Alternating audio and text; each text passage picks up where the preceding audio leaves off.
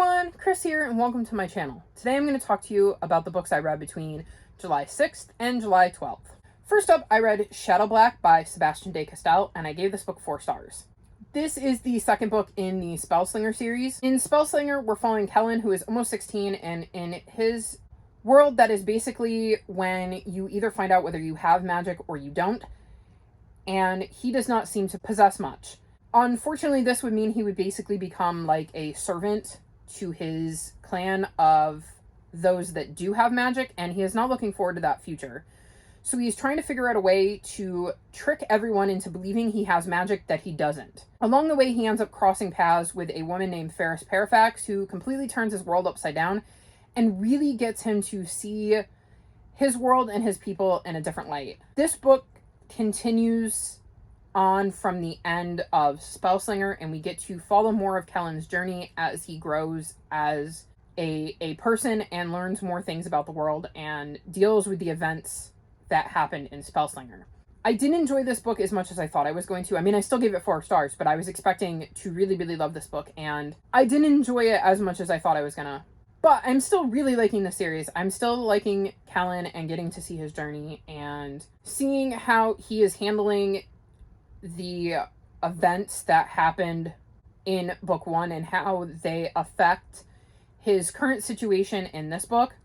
I liked getting to see some of the growth in his character in this book as well.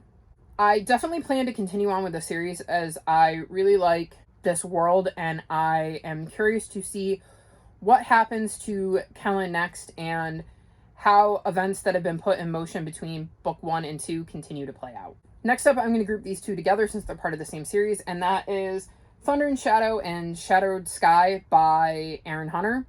I gave Thunder and Shadow 3.75 stars and Shattered Sky 4 stars. These are the second and third books in the 6th arc of 6 in the Warrior series. If you're new to my channel, Warriors is a series that follows forest cats who live in clans and have to try to coexist. This series takes place 18 months after the events of the 4th arc. In the first book, we get a new point of view in Alderpaw, and we get to see how things are in the clan and the role that Alderpaw will have to play. In this book, we get to more points of view that are characters we met in the first book. I will say Thunder and Shadow is probably my least favorite Warriors book I've read so far, and this arc so far is containing my least favorite character in the entire series, which, if you haven't started this arc yet and you've read all the others, should say a lot considering how many awful characters there are.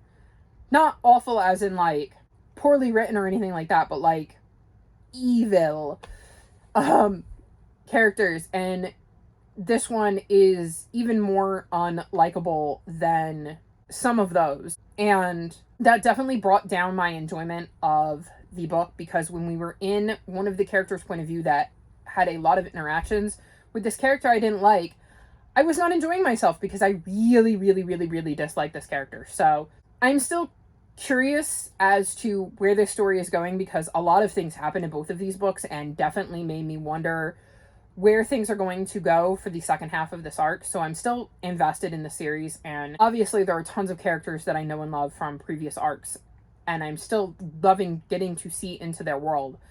So I'm very curious to see where things go next and how things continue to play out in this arc. Next up, I read The Secret Order of the Gumm Street Girls by Elise Primavera, and I gave this book 3.5 stars. So this book follows 4 girls who live on Gumm Street. 3 of them, Prue, Kat, and Fanny, have lived there a long time, and they do not get along whatsoever. A new girl named Ivy moves in, and they all really want to be her friend, but if you're Prue's friend, you can't be friends with Kat and Fanny, and so on and so forth. You can only be friends with one of the girls. Ivy has had a rough life. She's been followed by bad luck wherever she's gone for the last 7 years, and she is hoping that that luck is about to change.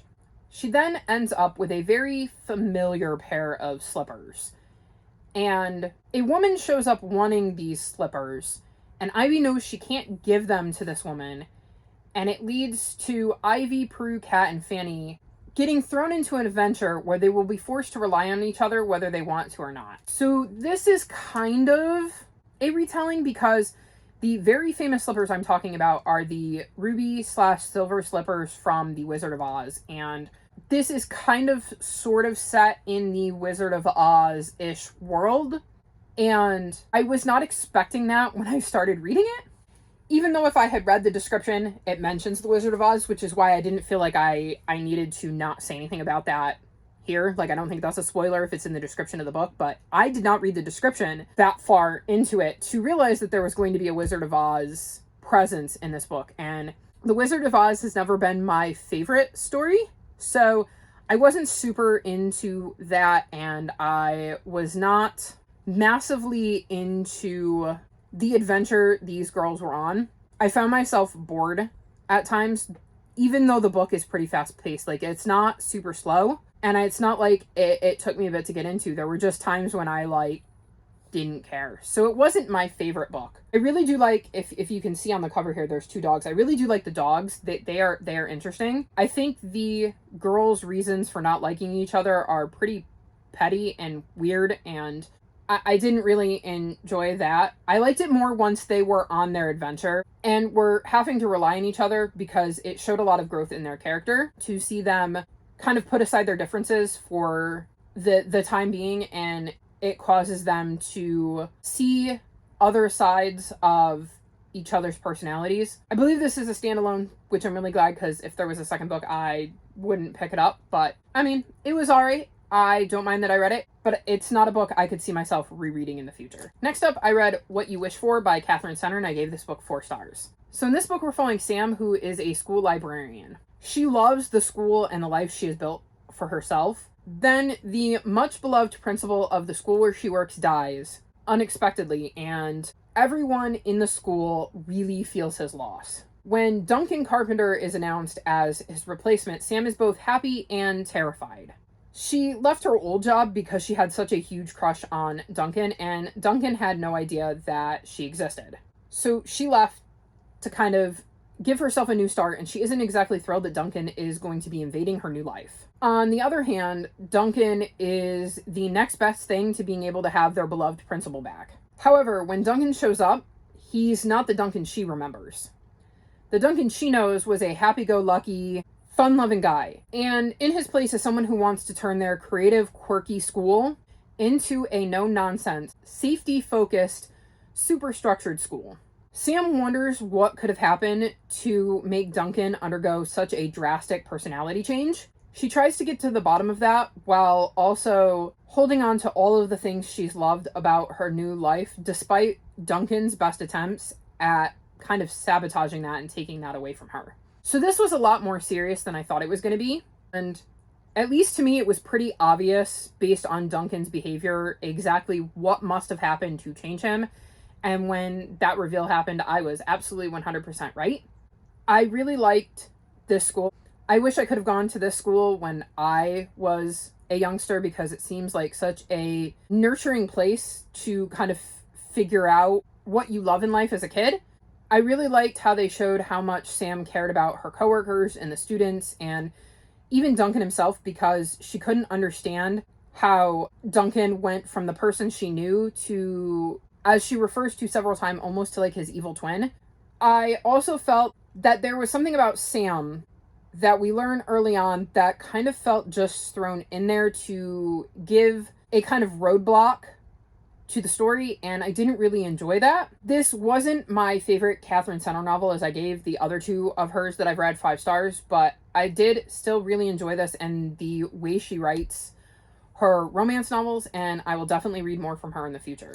And lastly, I read Graceling by Kristen Cashore, and I gave this book 4 stars. In this book, we follow Katza, who lives in a world where people have graces, which is essentially a like supercharged power, and it could be something very valuable, or it could be something completely mundane, but people who have graces have these extraordinary skills. Katza's grace is the ability to kill, and her uncle is basically using her as a tool to kill and threaten and harm people whenever he wants, and to kind of keep people under his thumb, and Katza hates this.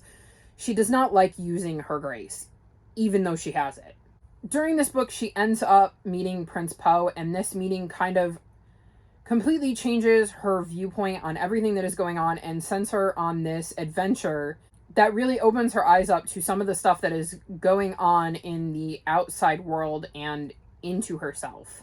I like this book a lot more than I thought I was going to. I listened to the audiobook and I thought it was really cool because it had like a full cast, and I think that really added to my enjoyment of the story.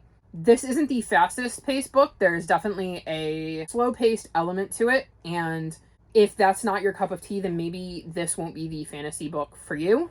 I really liked getting to see Katza and Poe's relationship develop, and that it wasn't always smooth sailing, as they definitely had some obstacles they had to overcome throughout the story. There is a character we meet about halfway through the book, and I really, really like that character, and they are my favorite character in the story. And I hope in the rest of the books in the series we get to spend more time with them, as, like I said, I really enjoyed their character. I definitely plan to read the rest of the series, as I thought this was a very interesting start to the story, and I'm curious to see what happens next and what other kind of graces there are outside of the ones we saw demonstrated in this book. So these are some of the books I've read recently. What is a book you've read recently? If you've made it this far in the video, leave me a dagger emoji, like this video, and subscribe to my channel, and I'll talk to you next time. Bye!